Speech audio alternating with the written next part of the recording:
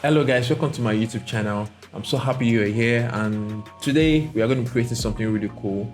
We are going to be creating this cool slideshow, modern slideshow, and I don't even know what to name it, but I'm pretty sure it's pretty cool, as you can see. And I'm just going to show you simple tricks on how you can achieve this kind of technique in After Effects. And of course, this is the final part of the slideshow that I've been making. Hope you've been enjoying it. So if you have made anything close to what I'm doing, or maybe when you are taking one or two techniques that you've been learning from this in this series and you're applying to your work, please kindly share that with me. I'll be glad to take a look, and let's just get to it.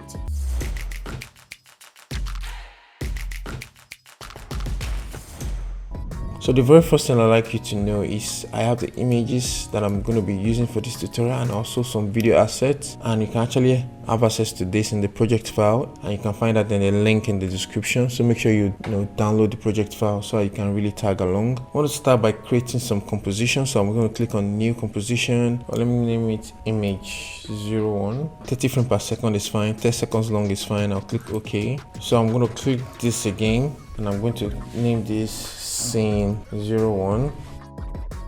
That's okay. Create the last one. I'm gonna name this final render. Every settings here is also fine. I'll click OK. I'll now go to my image 01. I'll double click, and then I'll open up my images, then bring in my first image that I want to use for this. I'm just gonna drag it here, and as always, I get my image from splash.com. so if you need really good image for your animation or motion graphics, try and check them out. So I'm just going to balance it out. So what I did was to scale it down. You can click here and hold down shift and just scale it down. So I'm going to fit the screen again. This is what I have. So let me change my resolution to full, so I guess you can see that it's quite sharp. Then now I'm going to close this up, open up my scene 1, and I'm going to drag in my image 01 to this. So I have this, change this to full. So what I want to do is I want to mask this image, and I want to mask it 3 equal parts. So if I have to just take my mask, select, then do this. I won't exactly know how to cut this into 3 different parts equally. So what I'll do is I'll undo all of this, and then I'm just going to create a solid, new solid. Make sure it's at comp size. And what I'll do is I'll just take the width and I'll just divide it by 3. Now click OK, and all I will do is just take this, go to my line tool, then snap, just align to the right, so I know what exactly I need to cut. I'll go back to my image, then I'll just zoom in a little bit here, just target here. Let me uncheck this. With this, I'm sure I can cut this into 3 equal parts now. All I'll do is select my image, duplicate, then take the second one. Let me hide this one on top. Take the second one, then I'll press M for mask, but then activate this again. Then make sure I centralize this to the center. So I'll make sure I centralize it, and then select this and press M for mask. Select your move tool, highlight all of this, and then just drag to the center. I think here is fine. I can select this too, then drag it here. Okay, let me just drag this up like this. This is the center one. So what I can do is just rename it here. So I'll just name it mid image. So this one will be right image. So I'll duplicate this again, hide this, take this now, select my solid, snap to the left, and I'm just going to select this, select the mask, highlight all the handles, then just target this towards this. So let me zoom in. So I think we are good, and I can just make sure this covers this point here. With this, I don't need the solid anymore. I'll delete, then I'll just name this left image 01. So what I'll do is I'll select all of this. I would like to have the anchor point at the center. I can easily just do that by using the anchor point too, but then I want to quickly use the scripts. So I'll go to Windows, then go to Motion Tools. So maybe I can just pin it somewhere here, and adjust this. I'll highlight this 3, and then I'll just click on the center button here, so it will centralize the anchor point. So the next thing I like to do is to apply simple position animation to this. So let me just hide that, highlight this 3, then I'll go to the 1 second mark, press P for position. So I'll set the position here for all the images, then I'll take this back, I'll highlight everything, then just drag them back. But one thing I like to do, you can see that the 3 of them are together. I would like to make sure that they're all coming from the same spot. I'll take the left image then just adjust it to this point. Take the mid image, adjust it to this point so as well. What I would like to do is just rearrange this, bring the right down, take the left up, and of course I like this easy ease. Then go to my graph editor and do this curve.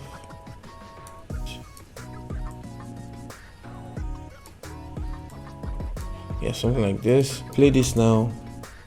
I have something like this, which is really cool. Let me flip the screen and play that again. So the next thing I want to do is to make it 3D. Make sure everything is 3D.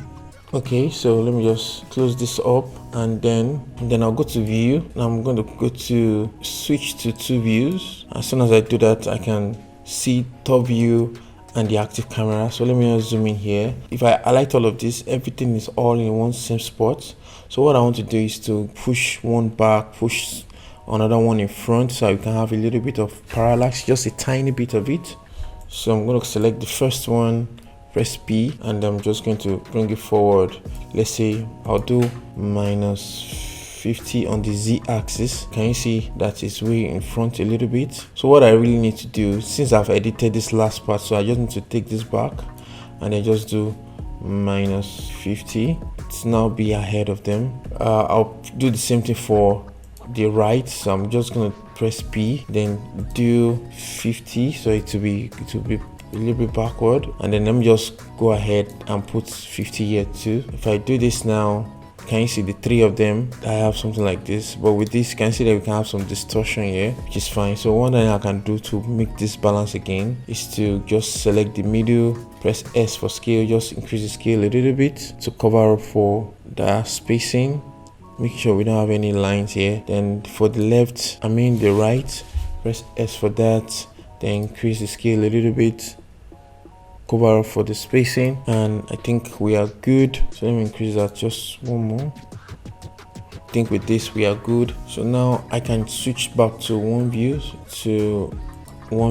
and I'll select my left image. I'll use my video copilot FX control to search for drop shadow. I'll click this, and I'm just going to change the settings. I'll first of all change the direction to 90 degrees so it will face this side, and then I'm going to change the distance to about 50, and then I'm going to increase the softness to about 150. So we have this depth thing going on here. The middle, I will have to apply the same thing to the middle. So I'll select this, just copy, and then paste the drop shadow here, and we have the same thing going on here. And with this we have this. So if I take this back and play, this is what we have. This is really looking cool. So the next thing is I want to create a camera, new, and I'm just going to make it 35 mm, and I'll click OK. So with the camera, you can see that we have some distortion going on here. So what I need to do, I'll take my right image one more time, and then I'll press S for scale, just try and fill that up. Okay, which is cool. Then of course I would create a null for the camera, new null. So after creating the null, I have to make it 3D. Then I have to parent the camera to the null. So I'm just going to name this cam control. Click out. Before I apply animation to the null, so I would like to just offset this a little bit. So I'm going to take my middle and my right image and then just offset them. So I'm just going to offset it by 7 frames. So 1, 2, 3, 4, 5, 6, 7. Let me zoom in some more. I'm going to drag this back. Now I'll select the right image, and I'm just going to do this about, let's see, 10 frames. Then let's do 4 more, 1, 2, 3, 4. So if I play this now, we have something like this. So now I'll go to my null. So let me just zoom out a little bit here. I'll go to 2 seconds, select P for position, set this, then also press R, then set the X, Y, Z, and then I'll just move this back. Click this and press U so I can see all the keyframe. So what I want to do is I want the camera to be in first, and then just zoom out to review the images. So I'll take this camera. So one thing I can do is let me switch to 2 views so you guys can see what I'm doing. So this is my camera, this is my null. So let me zoom out here. So what I can do is I'll take this and increase this quite a lot. Just take it in, maybe to about 1.8. Or maybe this will do. I'm also going to change the rotation, and I'm just going to make this 20. I'll make this 13. I'll make this -11, so it will rotate in a certain way. Can you see from the active camera here? To just rotate it in a certain way. Alright, can you see that it's making a whole lot of sense? But then I'll still need to adjust the positioning some more. So let's increase the x-axis to about, let's say 1.3. Let's do this, and then the y-axis, let's drag it down. Let's do 180. So let's see that again.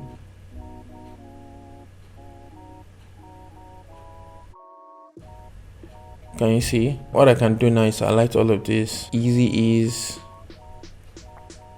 Go to my graph editor, highlight the end of this, then just move this back. So we have something like this. So if I switch back to one view and I take this back and then I play, I have something cool like this. So one thing I would also like to do is to create a null for these images. So I'll right click, go to new null. Yeah, just drag it above the image. I can make this 3D too as well. So I'll just name this scale, and I'm just going to take these 3 images and then parent it to the scale. And I'm just going to press S for scale. I'm just going to make this a little bit bigger, 115 by 15 pixels. Right now they're bigger. The reason I'm doing so is because I want to add a zoom animation from the camera. So I'll open up the camera, go to camera options, then click on zoom. So then I'll go to the 5th frame here, and I'm just going to use this so it's not start scaling. So I want to make sure I avoid things like this. So all I would do is just increase this back to where it fits. If I play this now, I have something like this. It just keeps scaling. Can you see? Quite interesting. I think I would like to take this left image, then just move it to the side a little bit. So I'll target one of the position, select the 2, then just move them, move it to the side so that it can cover up some more. If I play this now, I'm pretty satisfied with that. This is like the foundation of our animation here. So the next thing I like to do is to create a text. So I have to go back to my project panel and click on new composition and name this text 01, and I'll click OK. I'll just take my text to come here, type fresh, and the font I'm using is Dane. I'm using Dane Pro Black. Select this, make sure the paragraph is centralized, go to my align to, then align to the center. Then I'll make sure I make it at 150 or 151. That's the size I'm going with. I'll go back to my scene 1, then I'll bring in my text, then I'm just going to drop it below the left image, and I'll select the text, and I can change the color to, let's say, yellow, so I can easily identify it. I'll go to 1 second mark here, press P for position, set this here, then go back, and then I'll just slide this to the side. And then one thing I like to do is to make the text 3D too as well. So if I play this now, right, the text will be sliding in from in there, which is cool. But then I like to offset it, so I'll offset it to about 110 frames. So I think this is cool. So then it just comes in like this. So if I take this back and then play, this is what I'll have. I'm actually not liking the ease on this text, so I'll press U, then highlight, make sure it's easy ease, and go to the graph editor and do something like this. Okay, so if I play this now again, it's looking more interesting and more engaging now. So we are almost done with scene 1. So what I need to do now is to apply those simple glitch effects. I'm going to right click, go to new, then I'm going to create a new adjustment layer. I'll select this and I'm just going to name this glitch. It's not exactly glitch, but for lack of better words, I'm just going to name it glitch. I'm going to click out, then of course select this, then apply transform effect. So I have my effect here. So one thing I can do is I can drag this and just drop it side here, so I can have my project panel open at the same time. Okay, so I'm gonna have this here, and what I can do is to increase the scale. Let's do 215. So I'm increasing the scale of the whole thing here. Then I can adjust the position so that I can capture the face. Maybe something like this would do. Then the next thing I like to do is to add tint. The black and white is fine, and I'm going to add exposure. And with this, I'm just going to increase this to about 1.32. and we have this. So I'm going to take my time indicator to about this place, and I'm just going to cut it with my, I'll use alt back bracket to do that. And then I'm just going to make sure it's about 2 frames long, then I'll cut it again. If I play this now, I have something like this. Then I'll take this, duplicate, then drag this here, and then on this one I'll go to the tint and just swap colors. So I have something like this. Then I'll reduce this one by a frame, then I'll just go forward in time about 123 seconds. Then I'll click this, duplicate, then bring this here, increase this to about 3 frames. Then this time I'm going to delete the exposure, then I'm going to swap these colors. Then I'm going to change the colors to this. Then for the bright value, I'll change to this. So I have something cool like this. Then for this, I'll animate the scale just a tiny bit. So I'm going to set my keyframe here, press this U, then move this forward. Then at this point, I'll make it to about, let's say 240. So we just have this tiny movement, okay? So that is really looking cool. So I'm going to duplicate this 3 times, put it here, then here. But now what I would like to do is to mask it. So I'll zoom out, then I'm going to take my rectangle to, I'll select this, then I'm going to mask this at this point here. So I'm just going to target where the lines ends here. Then I'll move to the second one, select this, then I'm just going to mask this at the center like this, then select the last one. I'm just going to mask it here like this. So if I take this back and play, so we have this really cool thing going on here. I think what I can do is to increase the number of frames. So let me just increase one more time so it can look really interesting. Okay, so something like this would do. I like this 3, press U, then just I like this, hold down shift to select those keyframes. Just drag it back one more time, and take this and adjust, take this and adjust. So let's try one more time. Yeah, so this is looking way better. Then I'll take this, duplicate, then drag this just here. Then this, I'll take away the mask. I'll just come here and swap colors. So we have something cool like this, and that's it. That's how I created the glitch. And that is it. That's how I created my scene 1. So I'm just going to quickly show you how I created scene 2. The same technique, the same style, but just different masks. So let's quickly get to it. So right now I'll just go to scene 1, then duplicate this. So I have scene 2, then also I'll duplicate my image 1, so I have image 2. Let me first of all change the image. So let's go to our image folder, then I'll drag in this one, select the one under and delete. Then I'll just adjust this accordingly. Yeah, I think something like this is cool. And I'll go to my scene 2, open up scene 2. Now I'm just going to select all of these images. So let me just drag this down, these 3, and go to my time indicator, take it to the first, and then just press my back bracket so that everything will be on the same plane. And I'll press U, and I'll delete all the position keyframe because this will be different. Now I'm looking at it, I just need one. I just need to start with 1. So I'll select this to delete, then take this and replace it with image 02. That is done. Then I'll come here, press mask, delete the masks that we have. So we have this is going on here. So I'll just hide all of this now so they won't distract me, even the camera and the null. Okay, so I don't need all that distraction right now. So I just want to focus on the image. Right now there's no animation on it. This is what I have for my scene 2. So let me check this, so which is cool. So now what I need to do, let me just rename this to image 2, at least for now. So I'll select this, select my pen tool, then I'll do something like this. So I decided to fast forward this part because it's practically the same thing we did with the first scene. So what I'm basically doing now is just masking the bottom part of the image, then mask the middle part. So I'm just copying and pasting those masks so I can have the middle mask right aligned.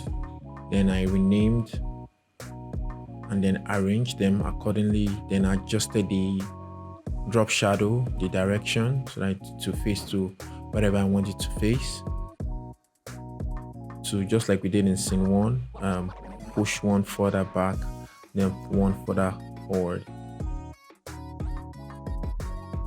but I'll just select all of this, press P, then P again, set the position, take this back. So all I need to do is just drag this up, everything up, then I'll zoom back out. Remember the technique, so I'm going to readjust the top one to be down, the middle one to be here so as well.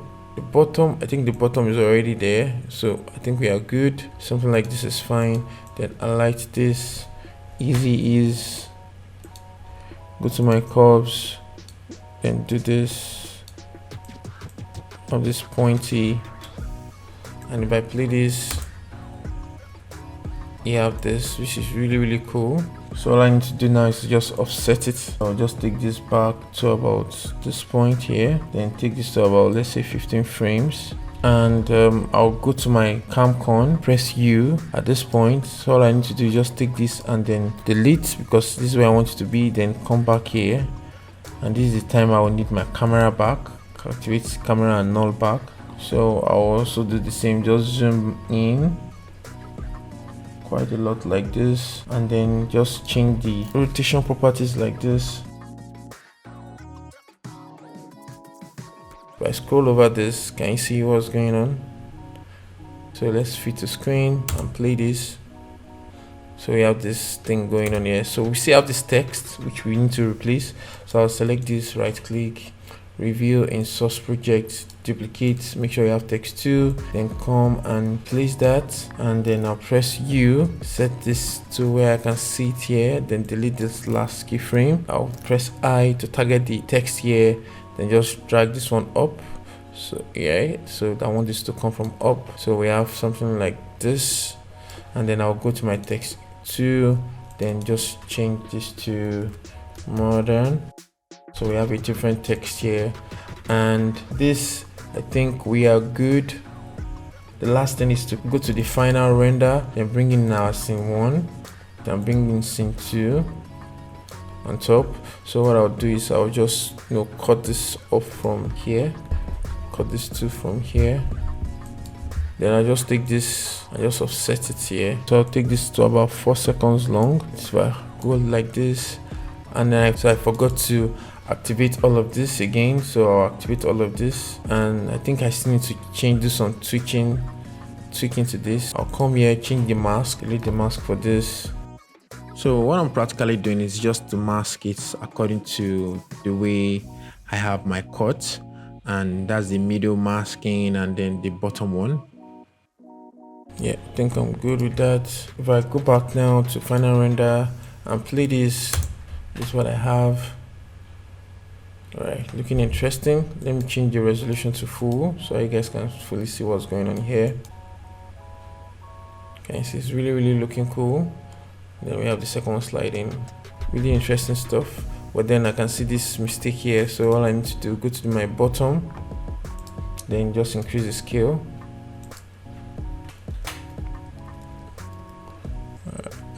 I think this is okay. I'll go to my final render, and this should be fixed. Yeah, this.